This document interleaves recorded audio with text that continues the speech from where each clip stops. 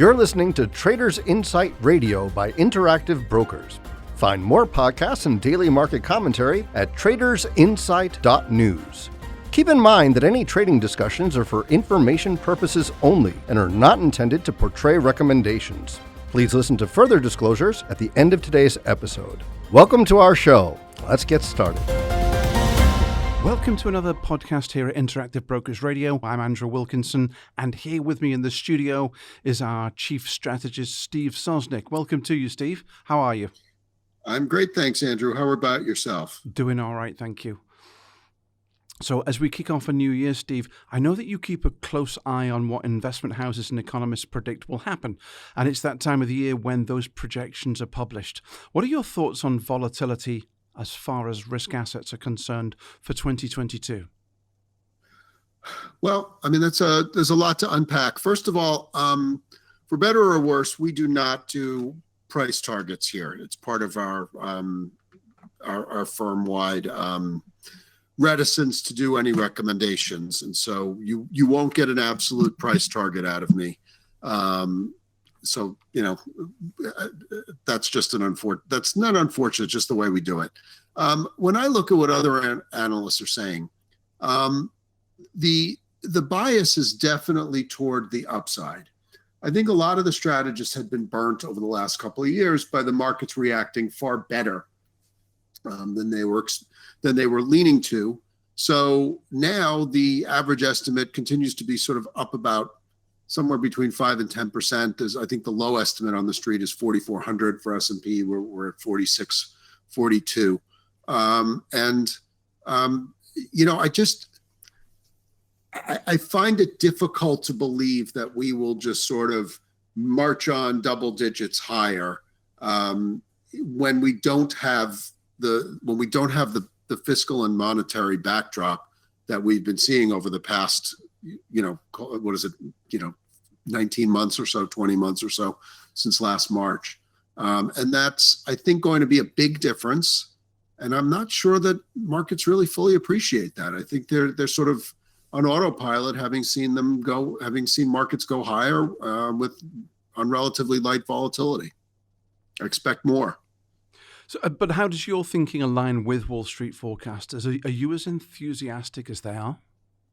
No, I'm not, because I can't see how we enter an environment where the Fed will be, where the Fed has told us already, and they've already started to reduce the amount of monetary accommodation that they're doing.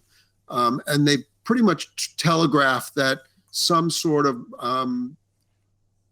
tightening cycle is about to begin. That is vastly different than what we've been experiencing. As a result, I think you've had very ebullient, if not frothy, markets. And the reason I see more volatility coming is there will be times where the market just sort of hits some air pockets. I think it's become increasingly easy to buy the dip. I think the half-lives of dips that are being bought have been shortening. And as a result, I think it's not unreasonable to expect that we're going to not necessarily march higher in a straight line. We're going to be backing and filling at various points. It's rather unusual that we haven't seen a real correction in the S&P 500 in almost 2 years, since March of 2020. So what's that, 7 quarters?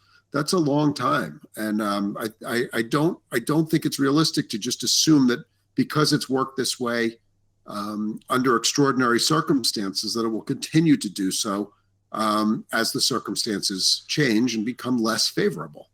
I've never seen a tightening cycle like this before. It was pretty well telegraphed in the fourth quarter of 2021, and the market or investors pretty much priced something in, and you could almost take it from there that's it. It's done, and the Fed hasn't even started acting. So it's one of the weirdest things I've ever witnessed following interest rates. So as you say, the stage has been set by the Federal Reserve for increasing rates, which means it's going to take a less accommodative stance. Can you talk about the risks to investors of a tightening cycle, Steve? Yeah, well, first of all, it's interesting because I believe that, first of all, call it about a third of the customers, third of new accounts have joined the marketplace in the last 21 months or so since the Fed began its cycle, since stimulus began. They haven't seen anything other than a Federal Reserve that has the accelerator pressed to the floor. Go beyond that, and you have a generation of investors who came into the markets sometime after 2009, where essentially we've been in cycles, a monetary easing cycle, or at least very easy monetary policy. There have been a couple of attempts where the Fed's tried to raise rates. There have been a couple of attempts where they've tried, even taper the bond purchases for a while. That caused some problems. Markets don't like it. Markets like more money. This is just, what we've kind of failed to realize is as you create more money, you're typically creating inflation somewhere. For the last 14 years or so, well, probably that's too many, call it 12 years or so, we've created a tremendous amount of asset price inflation. We have not seen a lot of real world inflation until this year. Part of the reason for that was globalization was sort of a deflationary factor. So labor was getting cheaper, shipping goods was getting cheaper, sourcing was getting cheaper. All these factors were mitigating real world prices, but the money that was being created boosted asset prices, which is why you've had, with a few exceptions, more or less an uninterrupted bull run in a wide range of asset prices. What happens when money starts to get tighter is the cracks in the system start to show. And I don't think we're going to get into like a real, Volcker late 70s, early 80s type of monetary tightening. I think that's unreasonable to expect that. But it's more of the variety of the Warren Buffett, you don't know who's swimming naked until the tide goes out. And I think that's the environment that we're going to get into. And that's why I think I see a bit more volatility on the horizon, because it's more of a matter of, where are things mispriced? Where are things extended? And then how do we work around that? And that's where you're going to get the hiccups, the air pockets.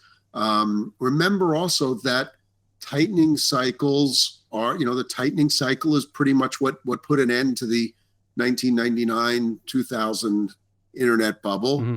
A tightening cycle is more or less what put an end to the mortgage craziness of 2007, 2008. What happened was assets that were mispriced, that had some overenthusiastic prices, got repriced.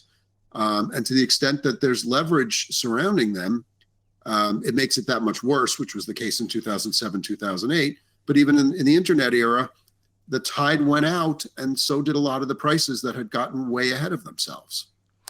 And there are interest rates, and then there are bond yields. Would you say that the bond market is sending an accurate message about the U.S. economy at the moment? I do not, actually. And I think it's more, again, a factor of the amount of money sloshing around than anything else. We wrote about this recently, how you have 2-year note yields sort of, in the 60 to 65 basis point range, depending on where we are at any given moment. And on the flip side, the Fed is telling us that they're going to do 6 25 basis point hikes over the coming 2-year period. Well, that's 1.5%. Now, the way it works is it doesn't mean you traded 1.5% right now, because it moves higher. So really the 2-year, if you want to think about this, because this was literally the first thing I did in the financial markets, was writing programs to separate out short-term interest rates. Mm-hmm. If you think about it as what's the 3-month rate now? What's the 3-month rate in 3 months? What's the 3-month rate in 6 months? Et cetera, and you pile them all together. The decompounding the yield curve, right? Yeah. So effectively, we would be talking about the average, it's not exactly arithmetic, but let's just say we would talk about the average of where interest rates would be over the 2-year period.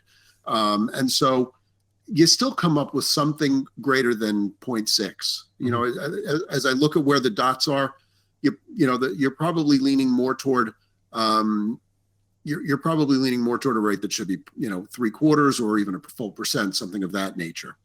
And or if markets were really panicky, they would be closer to 1.5. But what's going on now is we have so much money sloshing around. I didn't look at today's numbers, but yesterday's number was a record high, a reverse repo at the New York Fed, and that broke the record from the day before and the day before. We were up about $1.7 trillion with a T on overnight repos. And the point of the overnight repos is that's the way for the Fed to sort of sop up excess reserves, and a way for the Fed to essentially prevent interest rates from going negative. And what that's doing is basically there's $1.7 trillion showing up at the Fed every day. They pay 5 basis points annualized. So effectively nothing. And this money has nothing better to do than to show up at the Fed looking for these 5 basis points. Until you start to work through that. And by the way, it's probably likely to go up into the end of the year, because these numbers tend to reverse repo activity tends to peak at the quarter end, and especially year end, as banks try to mitigate their books a bit. And so the Fed being the home of last resort for this kind of money, you'll see spikes in there. So it wouldn't surprise me in the least if we saw this continue to go up to almost 2 trillion. Until you start to work through that, the money's going to look for a home, and 2-year notes are going to be one of those homes, and it's distorting the whole yield curve. And I think it'll be interesting as the Fed stops buying bonds at the back, because that's distorting the yield curve too, knowing that there's a buyer they're still buying $90 billion a month, soon to be 60, soon to be 60, soon to be 30.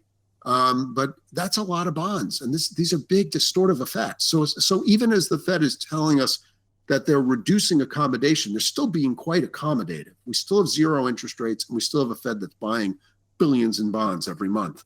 Until you work through that, the yield curve is going to be distorted. The message of the bond market is going to be distorted. And as a result, equities, which tend to look to the bond market for Qs, are also going to be a bit distorted. I know it sounds that sounds like a horribly vicious cycle, but that's kind of what we're looking at. Right. Would the real market interest rate please step forward? So yes. So high tide, people are already nervous about inflation getting into the economy, which is why the Fed's going to become less accommodative. So we traditionally hear at times like this about gold being the best hedge. But now there are many other cryptocurrencies to consider alongside gold. Is there, in that sense, a best hedge against inflation, or is it neither crypto nor gold? I think it's neither, unfortunately. Gold is funny, and we've written about this previously. There are times where gold acts like an inflation hedge. There are other times where gold acts like the anti-dollar. It's a store. You can think of it as a store of value, and as the dollar appreciates, the price of gold deteriorates, and vice versa. Crypto. Now, if you want to talk about completely decorrelating assets, from a U.S. dollar holder point of view, I don't think so. I think they both are tied in with what's going on in the U.S. dollar. I asked the following thought question: like, would crypto be where it is right now? Would NFTs be what they are right now if the Fed had been, if we weren't looking at negative real interest rates, or even 0 interest rates? If there was a risk-free rate of return that paid you something, I pretty much would assure you that a lot of the most speculative assets would be would have appreciated a lot less than they did, and that's something to be working through. I don't think crypto is a great hedge for anything that trades in dollars, because it's too volatile. The average daily volatility is about 4% a day in Bitcoin and higher in a lot of other cryptos. What are you hedging that is that volatile? Nothing other than other cryptos, to the extent that you trade one versus the other. It's not a hedge for anything real world when you're talking about something with such high volatility. Now, if I lived in Turkey and I owned gold or I owned cryptocurrency, I'd be breathing a lot easier this week than I would have been. Now, obviously, the lira, what happened in the lira on Monday in the U.S. on Monday was staggering. Monday the 20th of December was unbelievable. The deterioration and then the turnaround on a dime that wiped out 2 weeks of losses. So the lira rapidly strengthened. But bottom line would be, if you live in a country that has to borrow or that does borrow in a currency other than its own, that has debts to pay in US dollars or euros or something like that, yes, gold, crypto, whatever, is probably a pretty good hedge, because you've got an asset that trades in dollars elsewhere. In terms of if you're a US or another developed market investor, I don't think gold is a great hedge. I don't think crypto is a hedge of anything. I think it's a more nuanced strategy. I think you want to find stocks in companies that have earnings power, that can grow earnings in inflationary times, that can pass on those costs to customers. I think you want to own, then you start to look at other real assets, but there's no one real asset, real estate, whether it's real estate or whether it's other commodities, that is an end all be all against inflation. So let's throw the cat amongst the pigeons to finish with. Do you have an out of consensus call for 2022, Steve? I think I'm out of the consensus in not being wildly bullish. I think that's my one situation. I think the other real out of consensus thing, or at least big hiccup that volatility creating event, is the 2022 elections in November are going to be interesting. I'm going to refrain from an outright political viewpoint. First of all, I'm not paid to do that, and secondly, I think we're too far out to have a lot of clarity. But I think that's an event that can be a real volatility inducer as we get closer to it, and as we see the potential for changing control in Congress, or if some of the 2020 shenanigans start to return in 2022. I think that's something to really keep an eye on, and that's what we call a known unknown. We all know that we all know that there's an election in November of 2022. How it turns out, anybody's guess right now. I can't remember the last down year for equities, Steve. Can you? It's been a while. It's been a while. And I don't know that I'm outright terribly bearish, but I think the idea, the problem is it's where you end the year. But I think my call would be at some point this year we're down. We're down on the year, and whether or not we close there or not, we'll see what happens. That's it for this episode from Interactive Brokers Radio. You can get Steve Sosnick's regular market commentary sent directly to your inbox at tradersinsight.news. And don't forget to subscribe to our channel wherever you sign up for your podcasts. And don't forget to check out that market commentary. Steve, thanks for joining me today. Thank you, Andrew. Pleasure as always. All right, we'll speak to you on the other side. Thanks for listening to Traders Insight Radio. As always, there's more content at tradersinsight.news. And if you're interested in learning more about Interactive Brokers, visit ibkr.com. We offer more trading education materials such as webinars at ibkrwebinars.com, market-related courses at tradersacademy.online, and quant-related articles at ibkrquant.com. Trading in digital assets, including cryptocurrencies, is especially risky and is only for individuals with a high risk tolerance and the financial ability to sustain losses. Eligibility to trade in digital asset products may vary based on jurisdiction. Futures are not suitable for all investors. The amount you may lose may be greater than your initial investment. Before trading trading futures, please read the CFTC risk disclosure. A copy and additional information are available at ibkr.com. The analysis in this material is provided for information only and is not and should not be construed as an offer to sell or the solicitation of an offer to buy any security. To the extent that this material discusses general market activity, industry or sector trends, or other broad-based economic or political conditions, it should not be construed as research or investment advice. To the extent that it includes references to specific securities, commodities, currencies, or other instruments, those references do not constitute a recommendation by IBKR to buy, sell, or hold such investments. The material does not and is not intended to take into account the particular financial conditions, investment objectives, or requirements of individual customers. Before acting on this material, you should consider whether it is suitable for your particular circumstances and, as necessary, seek professional advice.